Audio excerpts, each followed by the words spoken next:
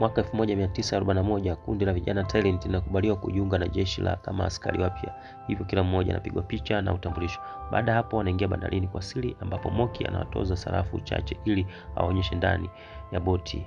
Hivyo wanaanza kumchungulia askari mmoja akiwa na mwanamke kwa siri. Muda mfupi baadaye kapteni anafika na kumkemea Moki kwa biashara yake hiyo. Hata hivyo Moki na rafiki yake wanamtupia kapteni wavu na kukimbia pamoja na kundi lao. Kapteni anawa njiani na kuadhibu kwa kufanyisha mazoezi ya muda mrefu fukweni. Mwishowe vijana hao wanaanza kucheza na mawimbi ya bahari. Wakati huo kakake Meki anagundua kwa mpenzi wake Penny ni mjamzito. Anafurahi sana kwa kutoa pete na kumposa. Penny anakubali. Ghafla wanakatizwa na mvuvi mmoja ambaye anawaambia kuwa ameona meli za adui zikikaribia. Muda mfupi baadaye viongozi wa jeshi la Japani wanakutana na wajumbe wa Japani kwa mazungumzo. Daktari Kaito anaeleza kuwa Japani inataka kusonga mbele kuelekea India na China. Hata hivyo itatumia Thailand kama kituo chake cha kijeshi.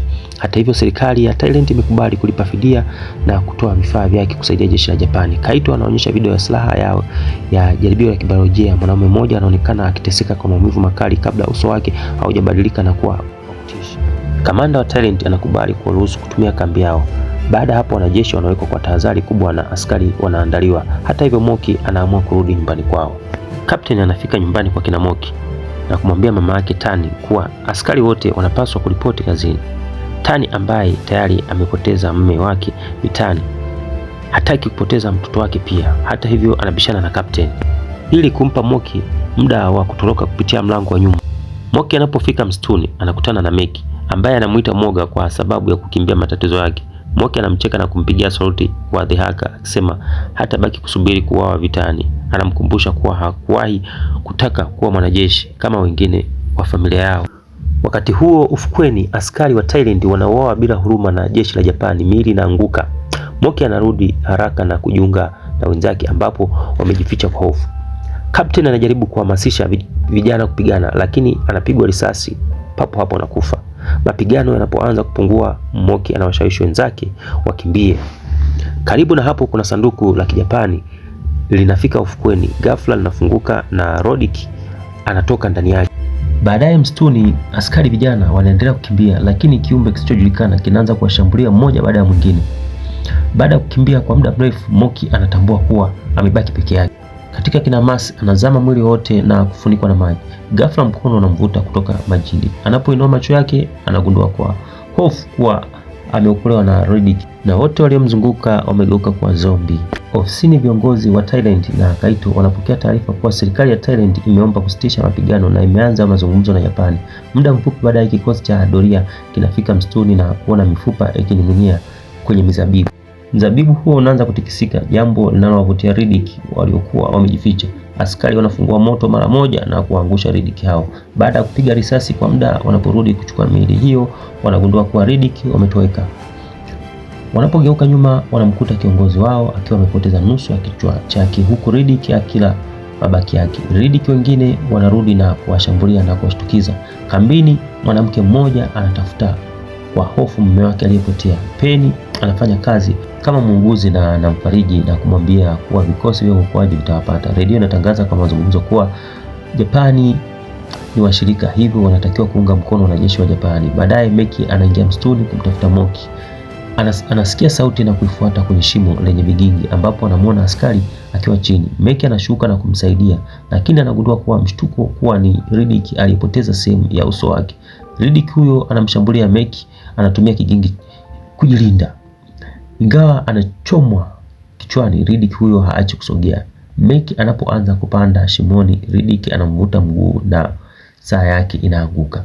Anapoondoka, Meki anachukua kipande cha kigingi kutoka kwenye moto unaokaribia kuzimika na cheche zinawasha moto Rodick huyo, jambo linalomuua. Hata hivyo cheche moja inaharibu jicho la Meki. Ufukweni, Moki anaamka akiwa na mizunguko na Rodick na mabaki ya miili. Anapotafakari yaliyotokea anatambua kuwa naye aling'atwa na amegeuka kuwa Rodick. Kwa hasira na maumivu makubwa anatambua kuwa ameshakuwa kiumbe hatari. Meki anaporudi kambini anaeleza kubwa wake kile alichokiona. Kaito akiwa na sanduku tupu anataka kujua eneo maambukizi yalianzia. Anapitia tena tafiti zake na kuelezea kuwa virusi hivyo vilijaribiwa na makundi mawili ya wanyama. Kundi la kwanza wenye nguvu kubwa, ukatili na kula wenzao, lakini kundi la pili, ingawa lilikuwa na nguvu kiasi zaidi, lilionyesha uwezo wa kujizuia. Msituni, Moki anaokota saa ya kaka yake na kuona picha ya wazazi wao. Hali hiyo inamfanya alie, lakini kilio chake kinageuka kuwa mguno wa Riddick. Wengi wanaungana naye. Kambini, Moki anaendelea kutafuta Moki bila mafanikio. Mmoja wa manusura anamwambia alimwona Moki awali, lakini kabla hajapata maelezo zaidi, kamanda anamuita kwenye mkutano. Kwenye hema kuu, askari mmoja wa Japani anajiua kwa kisu baada ya kulaumiwa na kupoteza sanduku hilo. Kaito anaeleza kuwa silaha ya kibiolojia imetoroka na inaweza kuwageuza watu wengine kwa Riddick. Kamanda anataka kuripoti jambo hilo, lakini Captain Nakamura anamkataza. Anaonyesha hati rasmi inayomruhusu Meki na kamanda wake kujiunga na kikosi maalum cha wakamata Riddick wote wakiwa hai. Msituni, Moki anaona Riddick wengine wakila miili ya watu waliokufa. Anakumbuka jinsi alivyowashambulia watoto wadogo, jambo linalomtia hatia.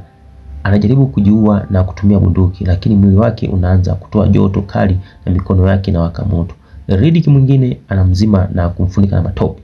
Wakati huo huo, Kaito anagundua Riddick wana udhaifu mmoja wa moto. Anagundua pia kuwa virusi hivyo vinaendelea kubadilika baada ya kuingia kwa binadamu. Baadaye tunaona Moki anaamka ndani ya pango pamoja na Riddick wengine. Kiongozi wao ambaye anaitwa Nobu anakuja na kuwaletea mnyama kwa ajili ya chakula. Baada ya kula, Moki anakuta Nobu akilia huku akiangalia picha za mke wake za kumbukumbu pamoja na shairi alilomwandikia. Moki anakumbuka jinsi alivyokuwa akimdhihaki kaka yake zamani.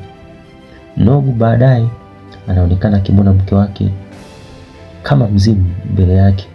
Huzuni kubwa inamfanya mwili wake ugeuke majivu. Wakati huo huo, Riddick wanaapa kulipiza kisasi dhidi ya Japani kwa sababu wao ndio waliogeuza kuwa viumbe hao. Kikosi maalum kinapowakamata mmoja wa Riddick, wanamweka kwenye kizimba na kumtesa. Baadaye baba yake analetwa na Riddick. Huyo anatambua mara moja. Wote wawili wanalia kwa uchungu, lakini Nakamura anamchoma baba huyo kichwani, jambo linalomkasirisha sana Meki. Angoni, Riddick wengine wanazungumza kuhusu ndoto zao walizopoteza walipolazimishwa kujiunga na jeshi. Wakati huo huo, kijiji cha jirani kinashambuliwa. Penny akiwa njiani kurudi nyumbani na baiskeli, anaona miguu ya mtu ikitembea peke yake na kupiga kelele kwa hofu. Nyumbani, Tani anaendelea kusali kwa usalama wa mwanawe bila kujua Moki anakaribia nyumba hiyo.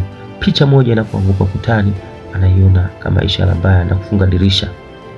Baadaye anatoka nje kuvuta sigara, lakini ghafla anashtushwa na Meki ambaye anamwambia baki ndani kwa usalama. Pia anamwelekeza kuwa anaamini kaka yake bado yuko hai. Tani anamkumbatia kwa furaha baada ya kusikia habari hizo. Moki anasikia mazungumzo hayo kwa mbali na analia kwa huzuni, akitambua kuwa hawezi tena kuungana na familia yake, hivyo anaondoka. Wakati huo Pani anafika kumweleza kile kilichotokea. Meki anatoa bunduki na kumpa Tani, akimwambia ampige risasi kiumbe chochote kisicho cha kawaida na kama kitaendelea kusogea achome moto. Msituni, mtawa mmoja anatafakari akiwa nyuma ya pazia. Riddick mmoja anajaribu kumkaribia na mtawa huyo anatambua mara moja kuwa ni mwanawe. Anaanza kusali na Riddick huyo anapiga magoti na kuungana naye katika sala kabla hajaondoka.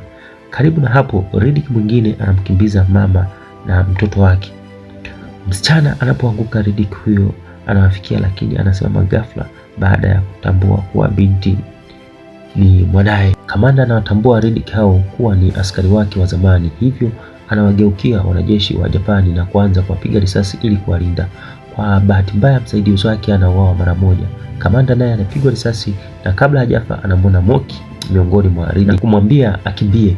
Muda huo huo, Meki anafika na kukuta Riddick wakila wanajeshi wa kikosi maalum. Kiumbe mmoja hata anang'oa mbavu zote za askari mmoja. Meki anapogundua kuwa Moki amegeuka kuwa Riddick, anampiga risasi begani. Moki anataja jina la kaka yake kabla ya kuanza kukimbia, lakini Meki anampiga risasi tena. Moki anaendelea kumsihi, lakini Meki anampiga risasi ya tatu, jambo linalomfanya anguke kutoka kwenye jabali. Meki analia kwa maumivu na kujilaumu kile alichokifanya. Ghafla Moki anarudi na kumshambulia. Muda mfupi baadaye, Meki anaamka na kugundua kuwa naye amegeuka kuwa Riddick. Kambini, Kaito anamweleza Nakamura kuwa mpango wake wa kuweka Riddick hai ni hatari sana. Anapoonyesha video inayoelezea jinsi majivu Riddick inavyoathiri mazingira, Nakamura mdogo anamshutumu kuwa ni usaliti. Kaito anasema ni bora aitwe msaliti kuliko kuruhusu Riddick hao waue watu wengine. Kamanda anapinga uamuzi huo, lakini Nakamura anafichua kuwa serikali zote mbili tayari zimekubaliana mpango huo. Pangoni, Moki anakutana na baadhi ya Riddick wakimla mtu anayemtambua kuwa ni rafiki yake wa zamani. Anapiga kelele lakini wanamshambulia. Meki anapomwona kaka yake akizidiwa, anakimbia kumsaidia na kugundua kuwa sasa ana nguvu za ajabu. Anawashinda wote kwa urahisi na kunguruma kwa hasira, jambo linalofanya wapige magoti kwa hofu.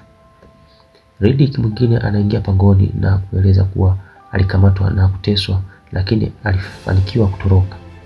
Pia anawaambia kuwa wazazi wao wanakaribia kuuawa. Moki anahisi ni mtego, lakini Meki anakataa kuiacha familia yake na anamwita kaka yake mwoga tena. Msituni, askari mmoja anaongoza raia kwa kisingizio cha kwenda kusali, huku Nakamura na wanajeshi wake wakijificha. Mara Riddick wanaposalia, raia wanavunjika moyo wanapoona watoto wao wamegeuka kuwa Riddick. Nakamura anaamuru askari wake wafungue moto na raia wanaanza kuuawa mmoja baada ya mwingine. Riddick wanakimbilia mpendwa wao wanaokufa huku wakilia kwa uchungu. Moki anamkumbatia mama yake wakati Meki akimlilia Pen. Baada ya kusita kwa muda, Meki anamng'ata Pen na kumgeuza kuwa Riddick na kuokoa maisha yake. Nakamura anabonyeza kitufe kinachoinua ngome ya chuma iliyofichwa kwa kufungia Riddick wote. Meki anajaribu pia kumwokoa mama yake na kumng'ata, lakini tayari amechelewa. Riddick mwingine anamng'ata askari aliyekuwa akifungua ngome, naye anageuka kuwa Riddick muda mfupi baadaye. Nakamura anammaliza kwa kumkata shingo kwa upanga wake. Kwa kutumia nguvu zake mpya, Meki anavunja kufuri. Riddick wanatoroka. Wanashambulia kikosi hicho cha wanajeshi wengi wa Japani wanaambukizwa. Nakamura anatupa mabomu wawili na kuwaua baadhi yao, lakini wengi wanatoroka. Msituni, Pen anaanza kuzoea maisha mapya kama Riddick. Meki anatangaza kuwa anataka kulipiza kisasi dhidi ya Japani. Anasema wanapaswa kugeuza watu wengi zaidi kuwa Riddick. Moki anapinga wazo hilo kwa sababu hataki watu wengi wapitie mateso wanaopitia wao. Riddick mwingine pia anapinga akisema kisasi kitasababisha vifo zaidi. Meki anajaribu kumwadhibu kwa upanga, lakini Pen anajitolea kumlinda na anauawa. Moki analia kwa huzuni, lakini Meki haonyeshi hisia yoyote. Siku inayofuata, Moki anawaza kuhusu familia yake na matukio yaliyotokea. Anaanza kuona maono ya familia yake na mwili wake unaanza kugeuka majivu, lakini anapokumbuka kaka yake anamuita Moga, anarudi katika hali yake ya kawaida.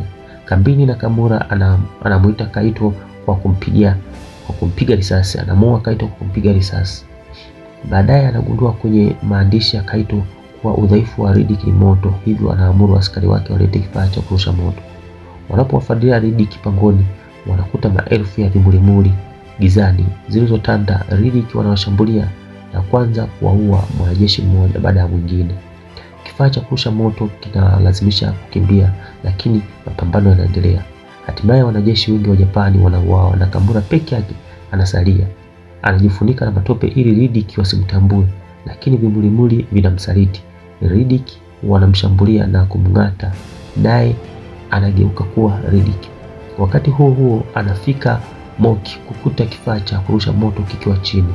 Anaposimama kwenye lango la pango, Riddick wengine wanashindwa kutoka. Moki analia kwa ajili ya kaka yake na marafiki zake, jambo linalomrudisha kumbukumbu zake za Meki. Meki anarudisha ubinadamu wake kwa muda mfupi na kumpiga Moki saluti. Moki anatumia kifaa kurusha moto wachoma wote. Nakamura na wanajeshi wake wote waliogeuka Riddick wanaowafuata na kujiunga nao motoni. Baada ya kukumbuka marafiki zake na mara ya mwisho, Moki anajitosa kwenye moto ili kukomesha maambukizi hayo milele. Na mpaka hapo picha yetu ya Operation Undead inafikia mwisho. Don't forget to subscribe and like.